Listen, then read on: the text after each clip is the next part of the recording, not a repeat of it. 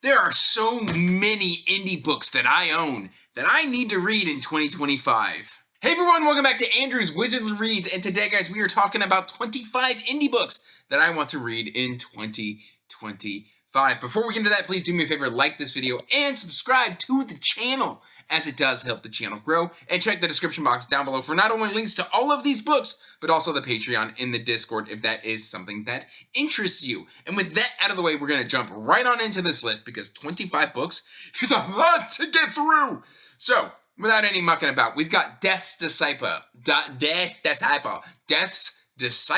by Emma L. Adams. I don't know what happened to my voice there. This has got dragon riders. It's got magic users. It's one of my favorite color combinations. Probably my second favorite color combinations for a cover. It's got that white, that orange, that black just swirling together. Looks really cool. And again, we've got that yellow text that has been really appealing to me lately. So this has been on my shelf for over a year now. And I don't know why I haven't gotten into it yet, other than the fact that I just, shiny squirrel all over the place. But right over here, covering up the face so you can get a good look at that cover. Boom, Death's Disciple. Next up, we have got this bad boy. And this should need no introduction because he hit the ground running. This is Stone and Sky by Z.S. Diamati. I backed this on Kickstarter earlier this year. It's got Griffin Riders, which, you can see from the cover, it's got Griffin Riders. And again, it's more of that yellow and orange. Maybe I'm just in a yellow and orange mood. From across the sea, a shadow rises. A lone survivor may be the kingdom's only hope against annihilation. So we've got this one right here that I need to get to. And then shifting over really quickly to some sci-fi. We've got this. This is Final Assembly, Rise of the Automated Empire, #1 by Dennis M. Myers. And this is The Perfect Society Holds the Perfect Killer. And if that is not a one-line pitch, I don't know what is. Plus, just really cool covers from JK Design. I love these covers. I need to pick up the other 3. In fact, I'm planning to do that here very soon. Heck, I might have even purchased them by the time you watch this video. But we've got spaceships, we've got captains, we've got space battles and hidden advanced societies and all sorts of stuff. So it's very, very cool. And I really want to check it out. And I want to preface here on this list, before I continue any further, the reason that these books are on this list is because these are authors I haven't read anything from. If I'm already midway through a series or something like that, those stayed on the shelf. These are all new to me authors that I haven't read yet. So yes, these are all unread authors by the wizard, and he's very excited to check them out. And I can stop speaking in that tense because it annoys me. We've got The Trials of Ilderwood by S.C. Selvin, and this is a chunker. It's a YA quest-based fantasy that has just been appealing to me for forever. Every time I look at it, I'm like, that's going to be good whenever I get to it. For nearly 10,000 years, the trials have been a sacred tradition. And then it's basically on the first day of spring each year, each child of 12 must be banished into the nearby Ilderwood forest, bound to the ancient woodland until their trials are complete. They must master their control over one of 9 elements from the spirit realm before earning their right to return home. Sounds so cool. I like a good spooky forest. That appeals to me greatly. And then, coming as no surprise, I've still got this to read. I don't know why I haven't read it yet, but this is Gregory Contax's The Return of the Knights. And this is a translated work. I believe there's at least book 2 is out. I don't know if book 3 is out yet. Or maybe book 3 is coming out. Who knows?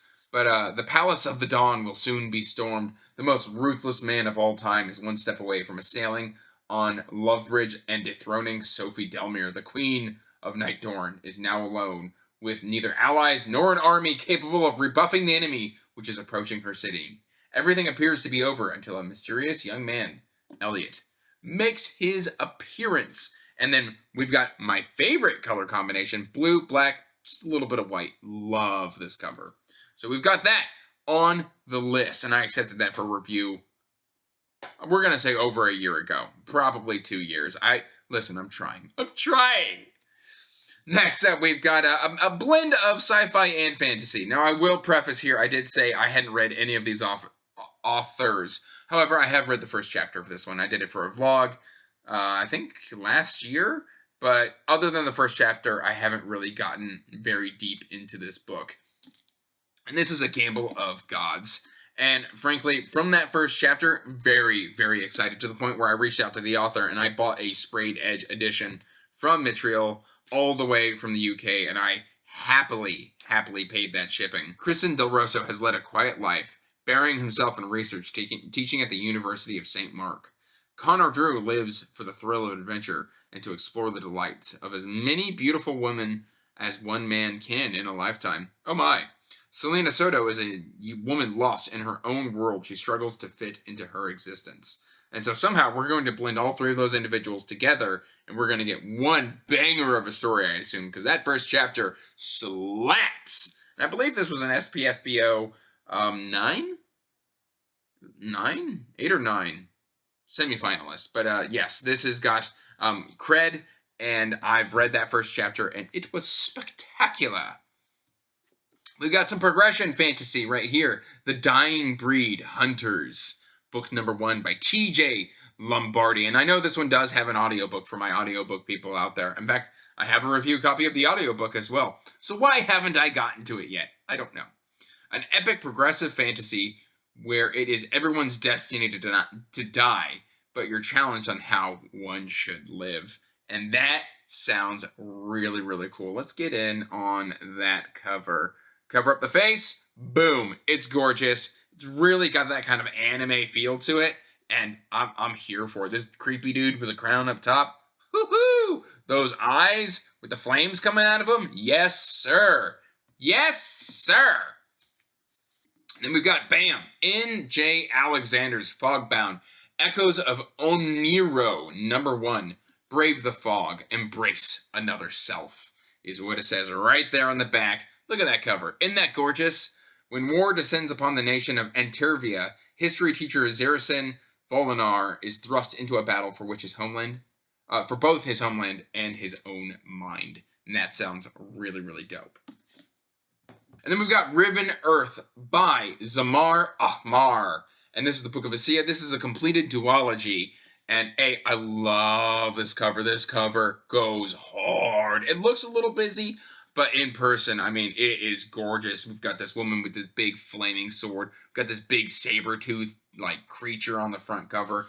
The world has stopped turning, burned by a blazing sun and thrust into eternal winter.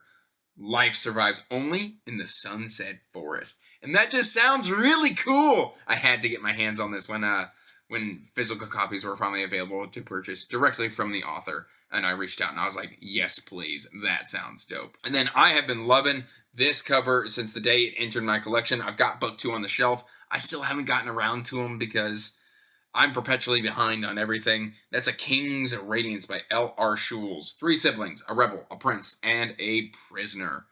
The sun's light shines over the bright land of Zippor, and only a select few can harness its power. But all power comes with a cost, and the world is not kind to those who refuse to pay it. Woohoo! That just goes hard, and I am here for it.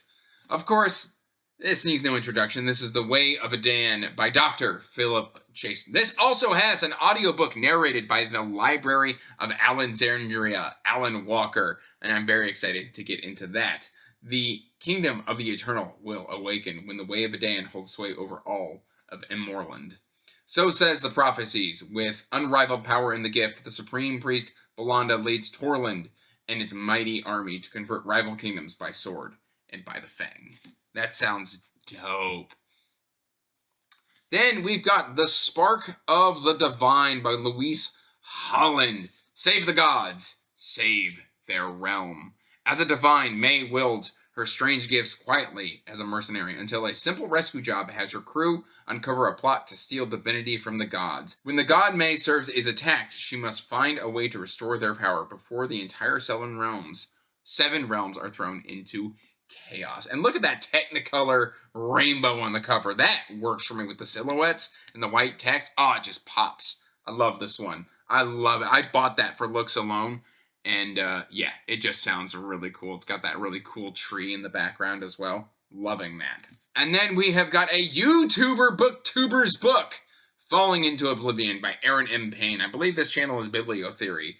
Modifications come at a price. Here we're looking at cyberpunk and sci-fi. Detective Sol Harcones is tangled in the wires of a deadly conspiracy involving defective body modifications causing permanent brain damage. And it's just got a gorgeous, gorgeous cover. This one just recently entered into the collection, but it's short and it sounds really cool. So I am here for it.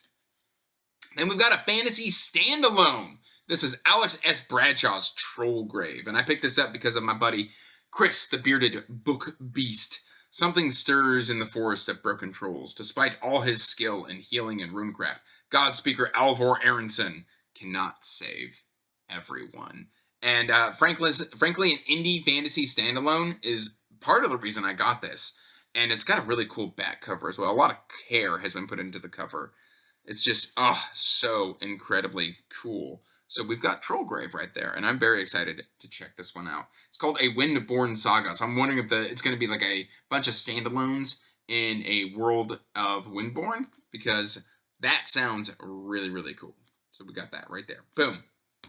All right, then we've got this. This just sounds awesome. I know there's a book 2 of this out. This is the Blood Scouts, book 1. However, Many Must Die by Phil Williams. And this is going to be a little bit on the darker side. It's going to be war setting, obviously, as you can tell from the cover. Wild Wish was trained to do one thing: kill. Saved from a lonely backwater existence by a global war, Wish couldn't believe her luck when she got into the Blood Scouts. Now she gets to share tents with an all-female platoon of night-stalking, giant-slaying, bone-seeking, battle-swaying legends in the making. The problem is, they keep dying. That just sounds awesome. I know everybody that I know who has read this has enjoyed it, which just makes me so excited to read it. Then we've got right here, M.D. Presley's Rites of Passage. And this is a YA urban fantasy book. Corbin James has never been so lost. Able to douse since a kid, he's adept at finding missing things. But after weeks on the run from the FBI, the team's luck has finally run dry. Enter the enigmatic Mister with a tempting offer. Find an enchanter who has disappeared inside the mysterious Harmon house. Recruited into a reluctant crew of motley magicians, Corbin only has days to navigate their shifting loyalties to earn his freedom by entering the inner circle. Lucky for him, he's got his trusty dowsing rod, a defaced 50-cent piece, and an enchanted iPod. That just sounds dope. So, yes, there is that one. Then we've got this one. And this one just straight up calls to me. White, blue, black cover, Many Shades of Midnight by C.M. DeBell. A mysterious enemy threatens the continent of Elysia. Alasia? Alasia. We're going to say it Alasia. Spreading a deadly sickness that kills or transforms everything it touches. I like a good pestilence story. In desperation, the king of Lenkara sends an envoy to his disgraced former military commander, Elias Rain Sarah, recalling him from exile and begging his aid. That just sounds dope. It sounds so cool. Yes, please. We've got another YA, Song of the Forest, and it's a short one too, and just a gorgeous, gorgeous cover. Whoever did that art, you knew what you were doing. You did a great job. Aiden hadn't ever felt like he belonged anywhere. Instead, he would lose himself in fantastical worlds. So this sounds like a portal fantasy. Within his wild imagination about mischievous fae, daring adventures, and heroic champions coming to save the day. Anything that would allow him to escape from his mundane life and the struggles he faces. Then one day, stricken with curiosity, Aiden ventures into the clutches of an alluring forest. Dark forest fantasy! Yes! Sorry. Only to become lost in a sea of endless trees with no hope for escape, he is rescued by a high-spirited girl who shows him that some of his wildest imaginations were in fact real all along. That just sounds charming, quaint, a little thrilling. Yes, and that is by J.T. Chugg, Song of the Forest. Yes, please. We've got The Peace of Frysdale by Michael Richards. Frysdale is a peculiar place for more reasons than one. Besides manufacturing radiant items for non-light twisters. So this kind of sounds like almost like a Warbreaker light style, thread light Zach Argyle style of magic system. Non-light twisters. It's also the only place in Fedrin that where thralls and freemen work side by side. Jaren knows that he's no more than a small piece in the effort to overthrow thraldom, but he's comfortable with that role. That comfort is shattered, though, when he learns that he can control radiant energy. Very good, very exciting. I like a good magic system. Love a good magic system.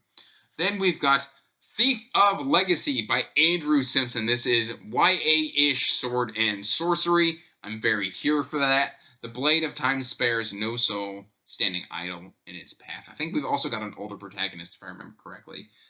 Kai Terios, battle-worn veteran of the Republic Guard, retires with close friends to a peaceful village in a quiet corner of the Ring of the World. And it's blinding dreadful. He has his reasons to stay, a ledger to clear and promises to keep, but by the 5... the road is calling. So we've got a retired sort of older protagonist who's just bored with retirement.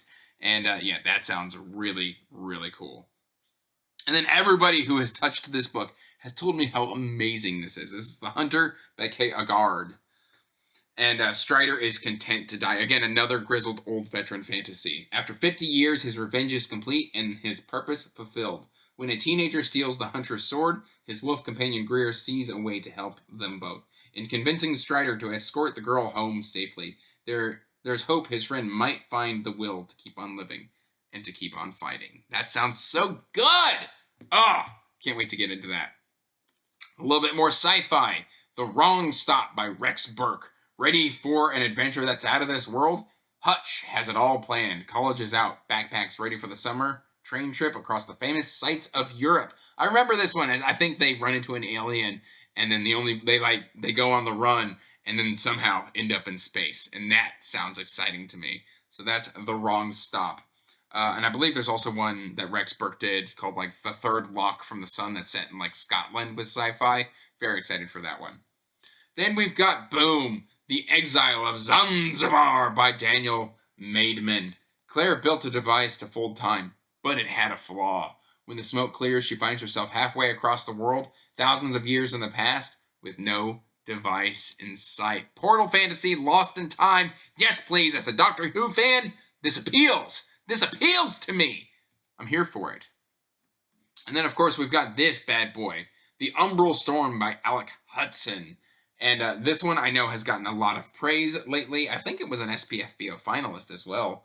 1,000 years ago, the heart of the world was shattered, its fragments scattered across the land.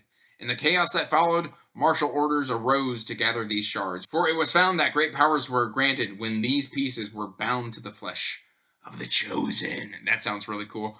Also, stunning, fantastic cover. I love this cover. And then closing out this list, right here, we have got The Bloody Chorus by John Marco. And I feel bad that I haven't read this yet. John, I bought this forever ago. John has since, collaborated with me. He sent me some books. John is a great guy. And this one, like my friend Tori just read this and loved it, which lets me know, that lets me know I'm in for a great time. 2 empires, one in decline, the other ascendant, and hungry for conquest. This is a nautical fantasy, and I am here for it. But guys, we've got 25 books that are indie for 2025. Let me know in the comments down below what indie books you plan to read next year. Maybe they can make it onto my list as well, because we all know the list, it keeps on growing. But that's all I've really got for you today. I hope you're doing well. Till next time, peace out, stay magical, bye. And as always, I want to give a huge thank you to my patrons. Thank you for supporting my passion and my hobby. It means the world to me.